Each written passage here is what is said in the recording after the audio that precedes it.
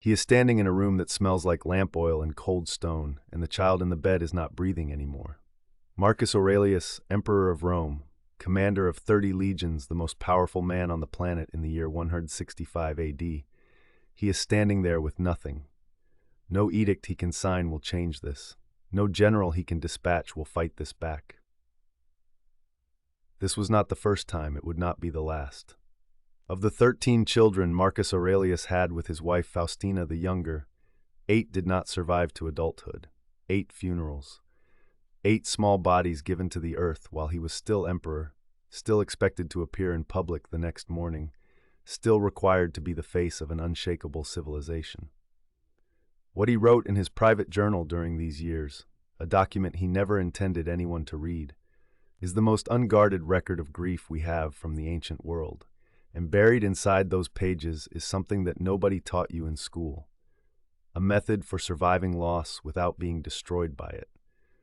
Stay with this, because what Marcus discovered about grief is going to reframe something you've been carrying. But first, understand the world Marcus Aurelius actually lived in. We romanticize Rome. We picture marble columns and triumphal arches. We do not picture what a Roman nursery sounded like in the middle of a plague year, or what a Roman father heard when that sound stopped. In the 2nd century AD, roughly 1/3 of all Roman children died before the age of 5. The Antonine Plague, which swept through the empire beginning around 165 AD, killed an estimated 5 million people across the Mediterranean. Physicians, including the great Galen who served in Marcus's own court, described the disease, almost certainly smallpox, wiping through entire households in days. Marcus Aurelius's household was not exempt. Marcus and Faustina had their first child, a daughter named Domitia Faustina, in 247 AD. She died in infancy.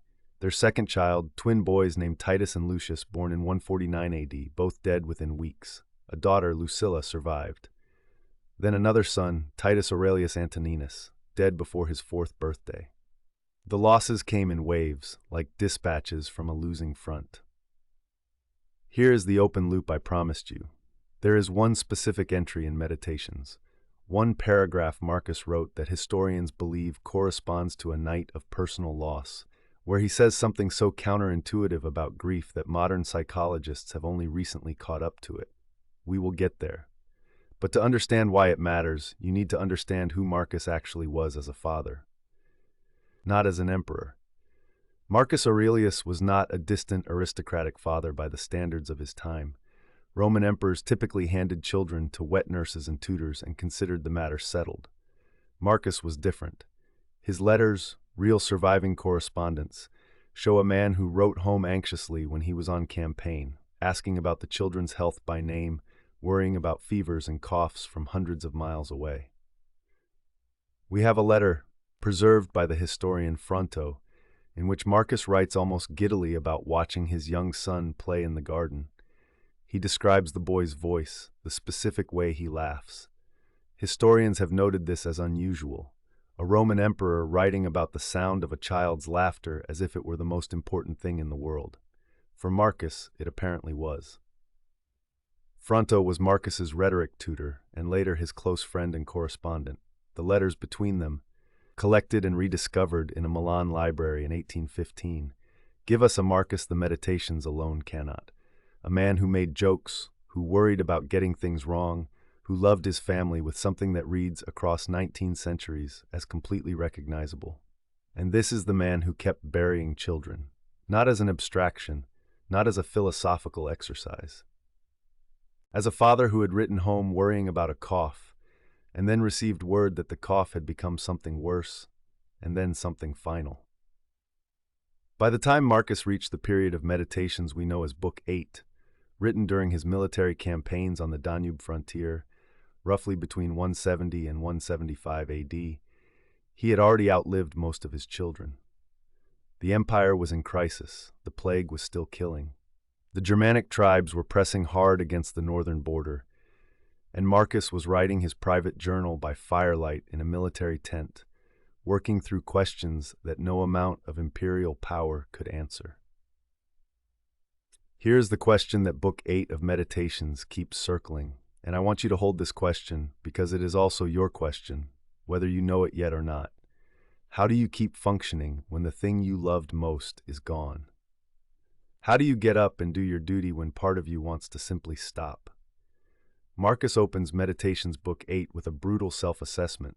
He writes, and this is close to a direct translation, "Another way to be humble is this, to think about what you have failed and failed again to be." He is not performing humility for an audience. He is alone. He is cataloging his own failures against his own standards. This is a man in genuine reckoning. The Stoic tradition Marcus had been trained in since childhood. He began studying philosophy formally at age 12 under the Stoic teacher Apollonius of Chalcedon, made a specific demand around grief. Not that you suppress it, not that you pretend the loss didn't happen, but that you grieve without what the Stoics called passion in its Greek sense, pathos. The irrational, consuming emotion that hijacks reason and makes you useless to everyone, including yourself. This distinction is crucial and almost always missed. Stoicism is not about being cold. Marcus's own teacher Epictetus, whose discourses Marcus read closely, said explicitly that a Stoic sage can feel grief. The question is whether the grief becomes the whole story or whether something else can exist alongside it. This is not a theoretical question for Marcus. It was a daily operational reality. In 165 AD, Marcus lost his young son Titus Aurelius Antoninus. The boy was 3 years old. That same year, the Antonine Plague was at its height, and Marcus was simultaneously dealing with military threats on multiple frontiers, a restive senate, and the practical administration of an empire of 50 million people. He did not get a week off to grieve. He got a night.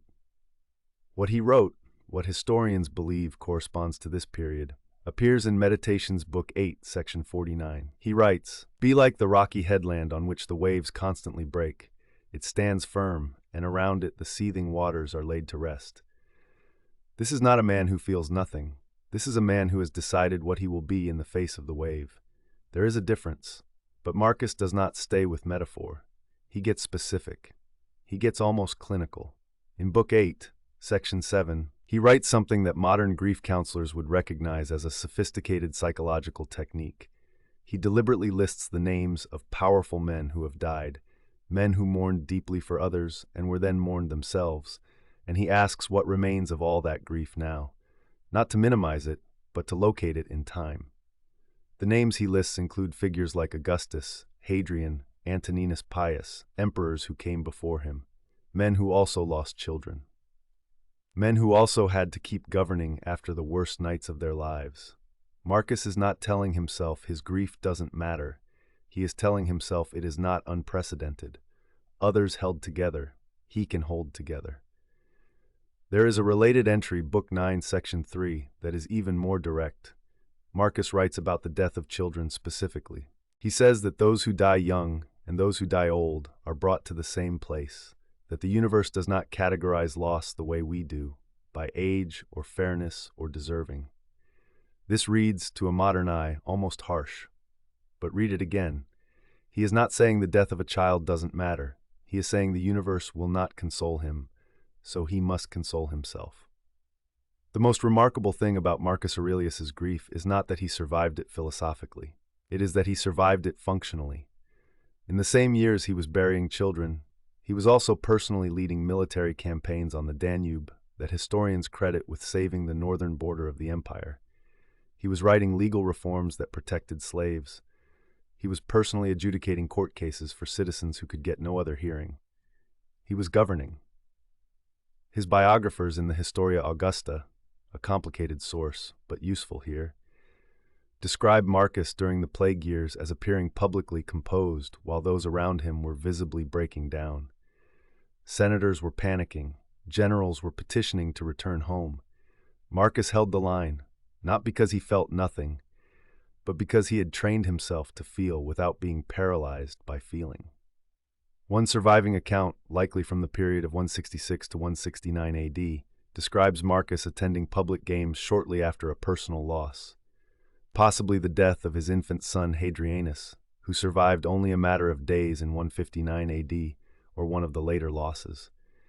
The account notes that Marcus appeared at the games, fulfilled his public duties, and then returned to his quarters where his private writing continued. The journal entry that evening, cross-referenced with meditations, concerned the nature of time and what persists. What persists? That is the question Marcus keeps returning to in Book 8. Not in a mystical sense. Marcus is deeply skeptical of mysticism, but in a practical one. If the grief will pass, and he knows it will because all things pass, then the question is not how to stop grieving. The question is what he will build with the time that remains after the grief has moved through him. Here's something most people miss about meditations. It is a failure document. Marcus is not recording his triumphs. He is recording his attempts, his relapses, his mornings where he failed to get up on time, his evenings where he caught himself being petty or afraid. The grief entries are not declarations of mastery. They are working notes from a man trying to figure out, in real time, how not to drown. Book 5, Section 1, one of the most famous passages, begins with Marcus arguing with himself about getting out of bed. He writes, "At dawn, when you have trouble getting up, tell yourself, I have to go to work," as a human being. Historians note this passage likely follows a period of illness or grief. The context suggests a man who has been given a reason not to get up and is reconstructing his reason to get up anyway. We are about to get to the specific technique Marcus used, the one that modern psychology has validated, and then we're going to bring it directly into your life. Because here's what matters. You do not have to be an emperor managing an empire to need this. You just have to be someone who has lost something real. Marcus lost his last child in infancy sometime in the 170s. The exact dates are disputed by historians. His wife Faustina died in 75 AD, possibly in Asia Minor while accompanying him on campaign. Marcus was, by this point, one of the most publicly powerful and privately bereaved figures in Roman history. His response to Faustina's death, recorded in Historia Augusta, was to request that the Senate deify her, a genuine honor, not a formality, and to establish a charitable foundation for orphaned girls in her name. That move, creating something lasting from loss, appears over and over in Marcus's life. It is not accidental. It is policy. It is the Stoic answer to grief made concrete. You cannot keep what you lost, but you can direct the energy of that loss outward into something that serves others. This is not the same as suppression. It is redirection. Book 8, Section 7, the passage I said we would return to, contains the counterintuitive line that modern grief researchers have essentially rediscovered independently. Marcus writes, in close paraphrase, "Do not disturb yourself by imagining your whole life at once. Do not dwell on all the various troubles which may have occurred in the past, or all the various griefs that are yet to come. But ask yourself, in each present moment, what is unbearable and intolerable about this? The answer, Marcus notes, is usually almost nothing right now, in this exact moment. Modern psychologists call this temporal distancing, the cognitive practice of narrowing your time horizon during crisis to reduce the overwhelming weight of accumulated or anticipated pain. When grief feels unbearable, it is often because we are experiencing not just this loss, but every loss, and every future loss, all at once. Marcus knew this in 170 AD. He wrote it down for himself because he needed to hear it. The Stoic name for this practice is prosoch, attention to the present moment. Not mindfulness in the commodified sense you see on apps. Rigorous, disciplined attention to what is actually in front of you right now, rather than the catastrophic story your mind is constructing about everything that has happened and everything that might happen. Marcus practiced this daily. We know because Meditations is, at its core, a record of that practice. There is one more piece of the historical record we need before we cross into your life. In 177 AD, Marcus made his son Commodus co-emperor. Commodus, who would eventually become the disastrous emperor portrayed in the film Gladiator, more caricature than portrait, but not entirely wrong. Marcus knew Commodus was not ready. He knew it, and he did it anyway, because the alternative, a contested succession, would cost more Roman lives than a bad emperor. This decision haunted Marcus. Meditations in its later books contains entries that historians read as Marcus, processing not just grief for the dead, but grief for the living. Grief for a son he could see clearly and could not fix. Grief for the future he could see coming and could not stop. The Stoic question in those entries is not why is this happening, but what can I actually do, and am I doing it? He is locating his control. Marcus Aurelius died on March 17, 180 AD, on campaign near the city of Sirmium on the Danube, modern-day Serbia. He was 58 years old. By the standards of the ancient world, that was a full life. By any standard, it was a life that had absorbed more loss than most people will ever face. He died, by most accounts, at his post, doing the work. His last recorded words, according to Historia Augusta, were addressed to the guard who came to his bedside on the final night. He said, "Why do you weep for me? Go weep for the plague and for all those who have died." Even at the end, even in the last hours, he was redirecting. He was pointing away from himself and toward the world that still needed tending. But what does this mean for you, watching this in 2026? Because Marcus Aurelius ruling the Roman Empire is interesting history, but unless it connects to something in your actual life, a loss you have carried, a grief you have not known how to hold, it is just a story about a dead emperor. And this channel does not make videos about dead emperors. Here's what I want to give you in the next few minutes. 2 situations where Marcus's framework applies directly to modern loss. 1 concrete technique you can use this week, and a journaling prompt you can use tonight. These are not motivational suggestions. They are tools that Marcus literally field-tested in the worst conditions a human being can face. First situation. You have lost someone, and the world expects you to be functional. A parent dies on a Thursday. Your job does not pause. Your children still need breakfast on Friday. Your bills do not suspend. The gap between what you feel and what you are required to do can feel like a form of violence, as if functioning means you didn't love them enough, or as if loving them enough means you should not be able to function. Marcus Aurelius stood at the public games the morning after a child died. Not because he had stopped loving the child, because he understood that his grief and his duty could occupy the same body at the same time, and that choosing duty did not cancel grief. It just meant that the grief did not get to cancel everything else. You are allowed to grieve and still show up. Those are not opposites. Second situation, you have experienced a loss that is not death but feels like one. A relationship that ended. A version of your life that will never happen now. A career, a friendship, a future you had mapped out in detail. These losses are real. They are often dismissed because no one died, but they carry the same weight of irreversibility. The thing is gone, and it is not coming back, and you have to build something different in the rubble. Marcus's framework handles this exactly as it handles death. In Meditations Book 4, Section 3, he writes, "Confine yourself to the present, not as a platitude, as a survival strategy. The pain of these losses is often not the present moment, but the accumulated weight of imagining all the future moments that will also be different." Marcus narrows the frame. What is actually unbearable right now, in this specific moment? Usually, much less than the full story suggests. Now the technique. Marcus used a practice we can reconstruct from Meditations itself, and it has 3 parts. The first part, name what you lost, specifically and honestly. Not, "I lost my father." Write down what specifically you lost. His voice on the phone on Sundays, the person who knew the full story of your childhood, the person who was proud of you before you had done anything worth being proud of. Be specific. Vagueness allows grief to expand without limit. Specificity gives it a border. The second part, ask what remains. This is not toxic positivity.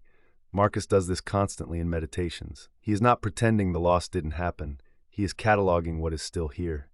The memories, the influence, the ways the person shaped you that are now permanently part of you. In Book 7, Section 9, he writes, "Accept the things to which fate binds you." And then he adds, "Love the people with whom fate brings you together." Even past tense, the love counts. The third part, and this is where Marcus goes that most grief frameworks do not, ask what the loss demands of you now, not what it has taken from you, what it demands of you going forward. Marcus created a foundation in Faustina's name. He directed grief outward into action that served others. This is not about moving on. It is about moving forward while carrying what you lost with you, rather than being pinned underneath it. This is a distinction that matters enormously. Moving on implies leaving the loss behind, which for significant grief is both impossible and somehow wrong. It implies the person or thing you lost wasn't important enough to persist. Moving forward while carrying the loss is different. It acknowledges the weight. It does not ask you to put it down. It asks what you can still carry along with it. Here is your journaling prompt, drawn directly from the method Marcus used in Meditations. At the top of a page, write the name of what or who you lost. Then answer 3 questions, in writing, not in your head. 1. What specifically do I miss? Not generally, specifically. 2. What do I still have because of them? 3. What would they, or what would the best version of me, want me to do with the time I have left today? That third question is where the Stoic move lives. Marcus did not ask, how do I stop hurting? He asked, given that I am hurting, what do I do now? The reframe is subtle but total. It shifts the locus from the loss to the response. You cannot control the first. You have significant control over the second. Final revelation. Here is what the Meditations tell us that Marcus never said publicly. He was not sure it was working. There are entries where he writes instructions to himself that he has clearly written before, as if he is reteaching himself lessons he already knows, because the grief has overwhelmed the philosophy. He was not a man who achieved peace. He was a man who kept reaching for it, kept losing it, and kept reaching again. That is actually the most important thing Meditations teaches about grief. The goal is not a permanent state of philosophical acceptance. That does not exist. The goal is the practice, the return, again and again, to the questions that keep you moving. Marcus wrote to himself every day, not because he had the answers, but because the asking kept him functional. The journal was the therapy and the anchor, and the proof that he was still trying. He buried 8 of his 13 children, he lost his wife, he watched his empire ravaged by plague, he fought wars on frozen riverbanks while writing philosophy by firelight. He was not happy in any simple sense, but he was not destroyed. And he left behind a document, a private document he never published, that has helped millions of people across 19 centuries figure out how not to be destroyed either. The last line of Meditations, Book 12, Section 23, is Marcus writing to himself about death, perhaps his own coming death, perhaps the deaths already behind him. He writes, "A little while and you will have forgotten everything. A little while and everything will have forgotten you." This sounds bleak. Read it again. He is not despairing. He is liberating himself from the weight of permanence. Nothing has to be perfect. Nothing has to last forever. You just have to do your work today. Marcus Aurelius was not the wise emperor who had it figured out. He was a man who got up every morning in a world that kept taking things from him, wrote down his best attempt at understanding it, and then went out and governed anyway. That is the model. Not transcendence. Not immunity to pain. Just write it down, get it as clear as you can, and then do the work in front of you. If you carry a grief right now, and most of you watching this do, because most people do, try the 3 questions tonight. Not as a cure, not as a way to be done with it, as a way to carry it and still move. That is all Marcus ever claimed to be doing. And it was enough to hold together one of the largest empires in human history, one terrible morning at a time. If this video reached something in you, the best thing you can do is share it with someone who is carrying something heavy right now. Not as advice, just as company. And if you want more videos like this, real historical stories, real Stoic principles applied to real life, subscribe. New video every week. We will see you there.